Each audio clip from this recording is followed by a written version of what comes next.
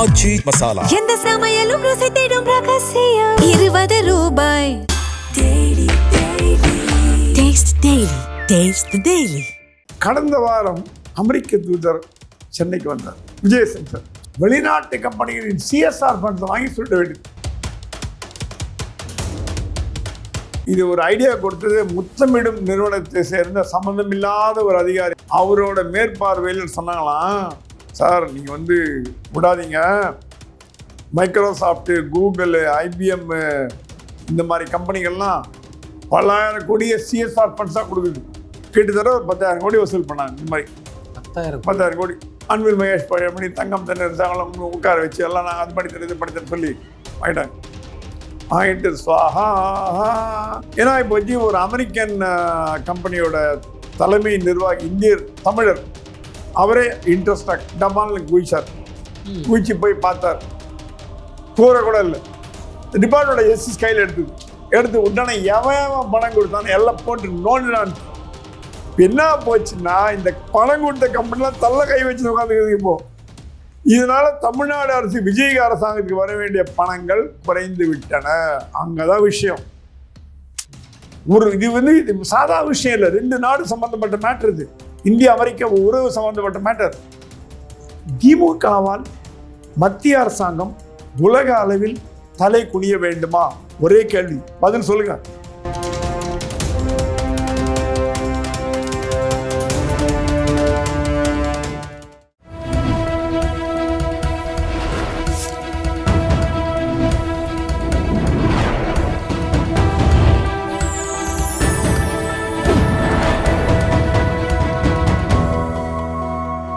Channel 5 தமிழர்களுக்கு வணக்கம். இன்றைய நிகழ்ச்சியில் நம்மோடு பேச இருப்பது மூத்த பத்திரிகையாளர் பிரகாஷ் சுவாமி அவர்கள். சார் வணக்கம். சார் வணக்கம்.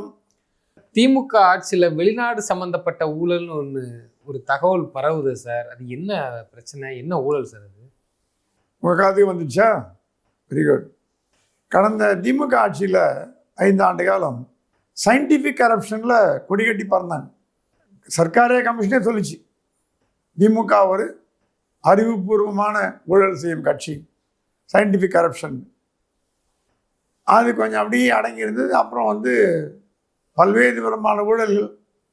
வழக்கமாக நம்ம தெரிஞ்சல டெண்டரில் 30% வாங்குறது, ரோடு போடுறது 10% வாங்குறது, கரண்டை கட்டுறது வாங்குறது, ரோடே போடாமல் போன வாங்குறது அப்படிங்கிறத கேள்விப்பட்டிருக்கோம். இது என்ன ஒரு வேடிக்கையான ஊழல்னா, வெளிநாட்டு கம்பெனிகளின் சிஎஸ்ஆர் ஃபண்ட்ஸ் வாங்கி சொல்லிட வேண்டியது. சுருட்டிட்டாங்க. போன ஆட்சியில் என்ன பண்ணாங்க, நான் முதல்வன் ஒரு ஸ்கீம் ஆரம்பித்தாங்க. அப்புறம் கைடன்ஸ் தமிழ்நாடு, ஒரு மாதிரி ஒரு உப்மா கம்பெனி, ஒரு 10 அமைப்பு ஆரம்பிச்சுட்டு நோக்கம் கூறப்பட்ட நோக்கம் ரொம்ப அபரீதமான ஆச்சரியப்படுமுனையான, ஆஹா, தமிழ்நாட்டு இளைஞர்களை நல்வழிப்படுத்தி அவங்களை ஐஏஎஸ் ஐபிஎஸ் அதிகாரிகளாக மாற்றி, இன்ஜினியர்களாக மாற்றி அவங்கள நான் முதல்வன், அடுத்த முதலமைச்சராக உட்கார். ஏன் அடுத்த முதலமைச்சர் உன் பையன் முடிவு பண்ணிட்டீங்க, அப்புறம் என்ன நான் முதல்வன்? பையன்தான் முதல்வர். சரி கொடுங்க, அதே ஊரே மாத்திர வேலை பண்ணுங்க. நான் முதல்வன் ஸ்கீம் எல்லாம் கொண்டாந்து பண்ணீங்க.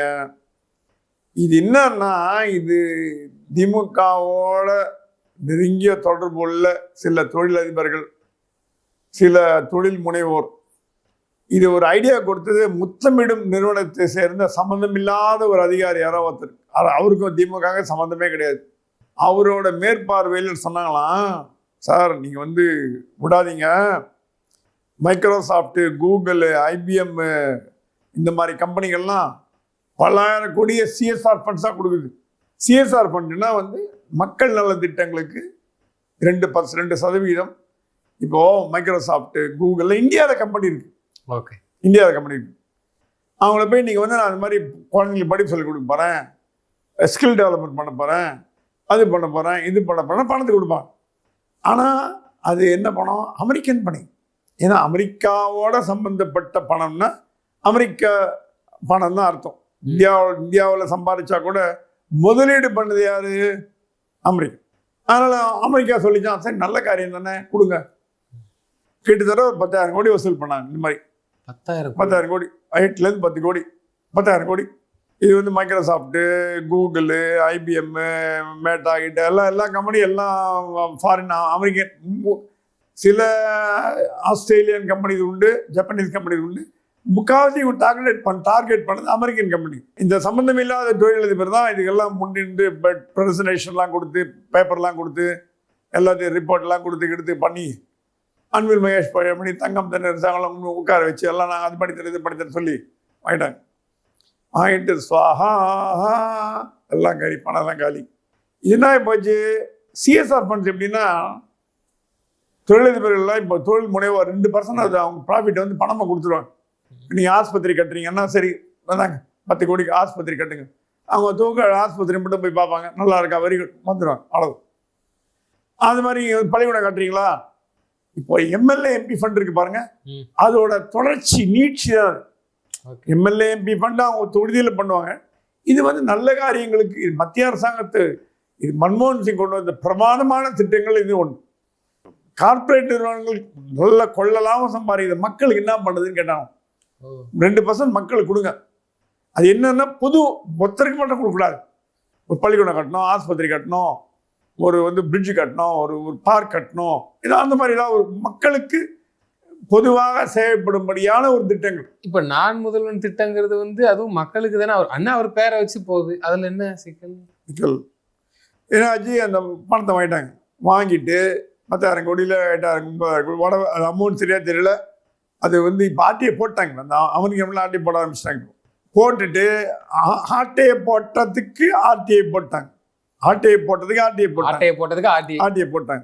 ஏன்னா இப்போ வச்சு ஒரு அமெரிக்கன் கம்பெனியோட தலைமை நிர்வாகி இந்தியர் தமிழர், அவருக்கு ஏதோ தோணிதான், நம்ம இவ்வளோ $5,000 $50 கோடி $500 கோடி கொடுத்தோமே, $50 மில்லியன் கொடுத்தோமே, என்ன நடக்குதுன்னு பார்க்கலான்னு சொல்லிட்டு அவரே இன்ட்ரெஸ்டாக டபால்னு குதிச்சு போய் பார்த்தார். கூரை கூட இல்லை, ஒண்ணுமே இல்லை. Is called as whistle blower. அவர் வந்து அமெரிக்க குடிமகன், ஓசிஐ கார்டு வாங்கி இந்தியாவில் வேலை செய்கிறார். அவர் நீங்கள் ஒன்றும் டச் பண்ண முடியாது, அமெரிக்கன் குடிமகன் அவர்.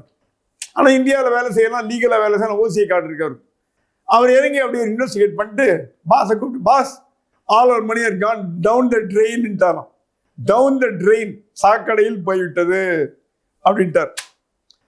இது ஒன்றும் எங்களுக்கு ஒன்றும் புரியல. டெல்லிக்கு தகவல் சொன்னாங்க. டெல்லி ஹெட் குவார்ட்டர்ஸ்லேருந்து அமெரிக்காவுக்கு தகவல் போச்சு. டிபார்ட்மெண்ட் ஆஃப் ஜஸ்டிஸ் உள்ளே இருந்துச்சு. டிபார்ட்மெண்ட் ஆஃப் ஜஸ்டிஸ் என்பது அமெரிக்க நீதித்துறை. சரி, அமெரிக்காவில் நீங்கள் கொலையே பண்ணால் கூட உங்களை மன்னிச்சு விட்டுருவோம். அரசாங்க பணத்தில் ₹1 திருநீங்க வச்சுங்க, தூக்கு தான். அதில் சிக்குவாங்களா? முடிச்சிடற தூக்கு. அமெரிக்கா நிறுவனங்களில் ₹1 சாப்பிட்டீங்கன்னா நீங்கள் அதோட ஜோக்கு. 4 கொலை பண்ணி தப்பிச்சவன் இருக்கான். $400 வரி கட்டாது 40 வருஷம் ஜெயிலில் போனவனும் இருக்கான். அந்த ஊரோட சட்ட திட்டங்களை பற்றி சொன்னாங்க. 25 வருஷம் நான் சொல்கிறேன். 4 கொலை பண்ணவன் தப்பிச்சவன் இருக்கான், $400 வரி கட்டாது. ஸோ நிதி மேலாண்மையில் அந்த அரசு, அமெரிக்க அரசு அப்படி கிடுக்கு இப்படி போடும்.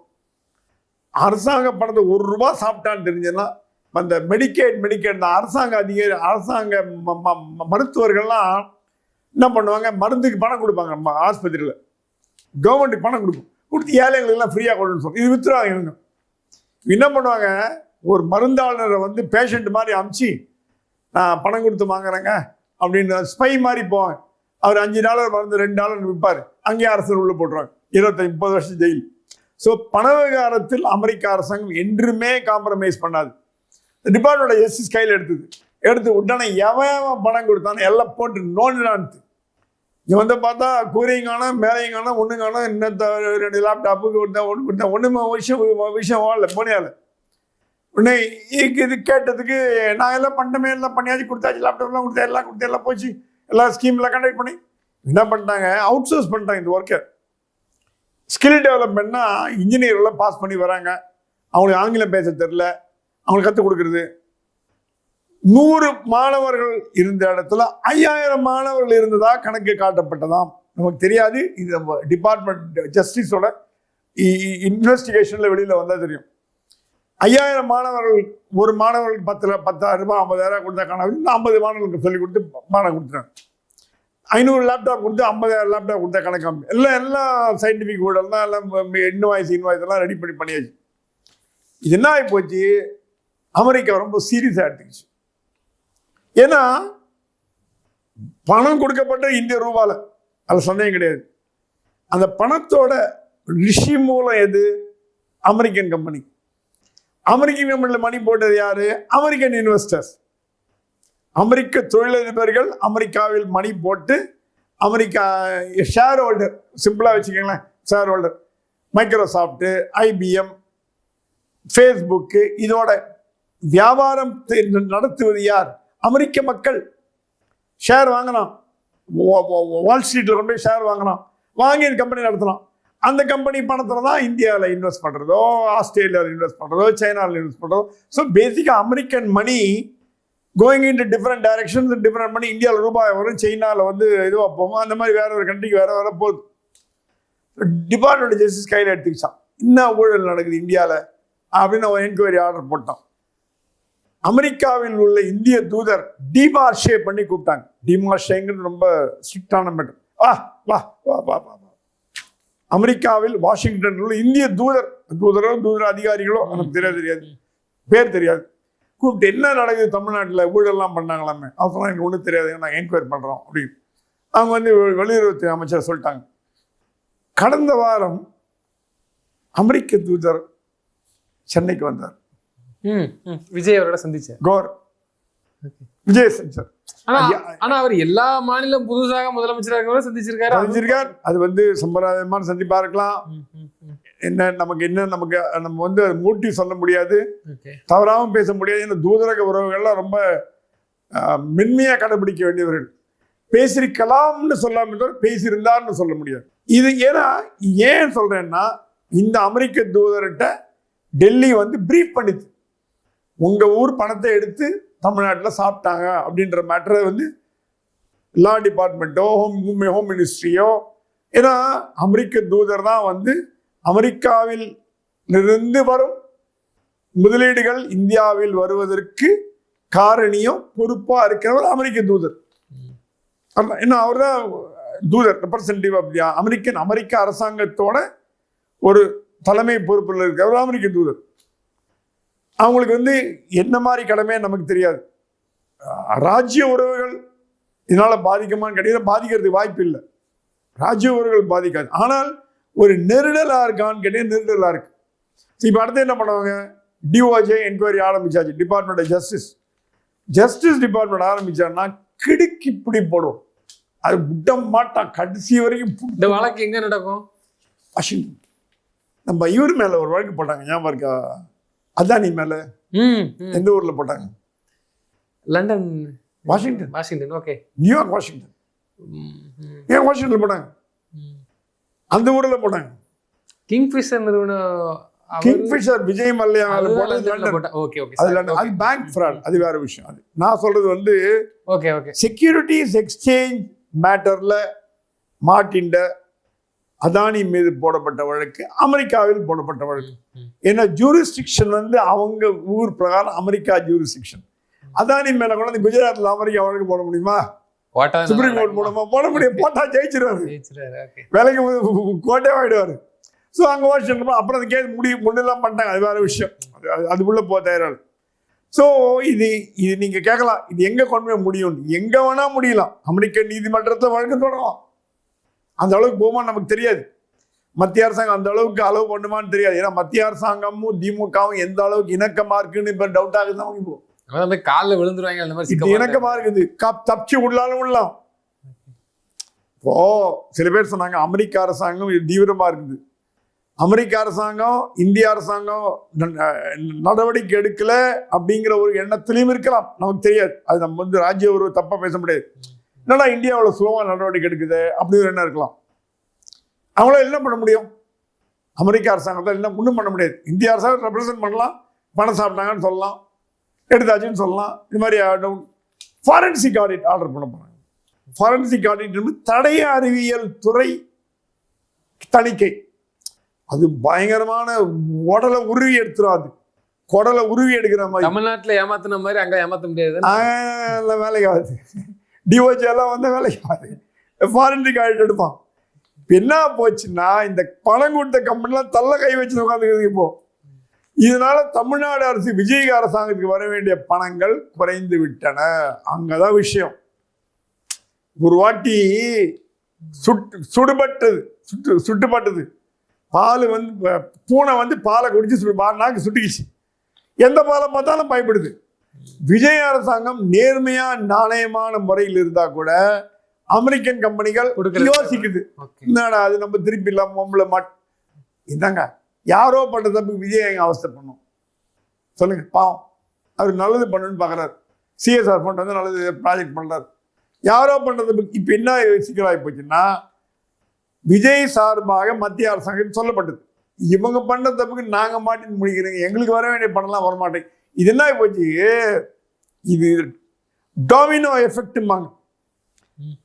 அமெரிக்க அரசு கம்பெனிகளின் பணத்தை திருடிய அரசியல்வாதிகள் அப்படின்ற பேர் வந்த உடனே இது வந்து அமெரிக்காவில் மட்டும் நிற்கல, Australia, Belgium, Switzerland, London, UK, Canada, Netherlands, Singapore, Malaysia, Brunei, உலக நாடுகள் முழுக்க இன்னமோ ஒரு சுற்றுப்பயணம் போற மாதிரி வந்துடுச்சு.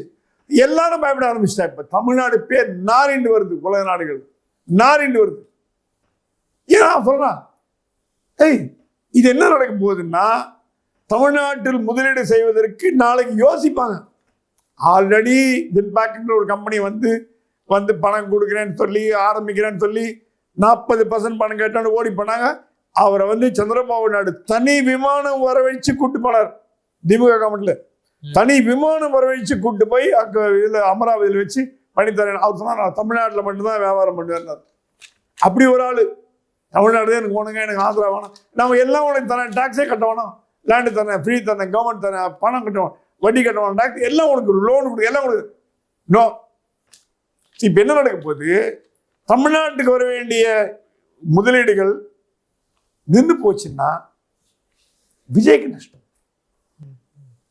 விஜய் என்ன பண்ணோம், மத்திய அரசாங்கத்தை ப்ரெஷர் கொடுத்து தப்பு இது ஒரே வழி, தப்பு செய்தவர்கள் மீது நடவடிக்கை எடுத்தால்தான் அமெரிக்க கம்பெனிகளோ வெளிநாட்டு கம்பெனிகளோ சரிப்பா தப்பு பண்ண மாதிரி நடவடிக்கை எடுத்துதான் அடுத்து வர்றதுக்கு அடுத்து நம்ம போலாம், விஜய் அது மாதிரி பண்ண மாட்டார், கொடுக்கலாம் அப்படின்ற ஒரு எண்ணம் வரும். நீங்க தப்பு பண்ண தப்பிச்சு வச்சீங்க தமிழ்நாட்டை மத்திய அரசாங்கம் வஞ்சிக்குதான் கேட்டீங்கன்னா வஞ்சிக்குதுன்னு சொல்லுவேன். You are part of the foul play. இது வந்து இது சாதா விஷயம் இல்லை, 2 நாடு சம்பந்தப்பட்ட மேட்டர். இது இந்தியா அமெரிக்கா உறவு சம்பந்தப்பட்ட மேட்டர். இது ஒன்றும் எந்த ஹை லெவலில் போகல, டிஓஜியில் மட்டும்தான் இருக்குது. இப்போ இது ட்ரம்ப் வரைக்கும் போச்சு வச்சுங்க, மாட்டம் வாங்கி விட்டுறாரு, கச்சாமச்சான் பேசுறாரு. உலக அளவில் திமுகவால் மத்திய அரசாங்கம் உலக அளவில் தலை குனிய வேண்டுமா? ஒரே கேள்வி, பதில் சொல்லுங்க. திமுகவின் ஆதரவினால் திமுக சொம்பா மாறிய பாஜக உலக அரங்கில் தலை குனிய வேண்டுமா வேண்டாமாங்கதான் கேள்வி. மீதி எல்லாம் நீங்களே முடிவு பண்ணி. நிச்சயமா சார். தொடர்ந்து எங்கள் கருத்துக்களை பயந்தமைக்கு நன்றி.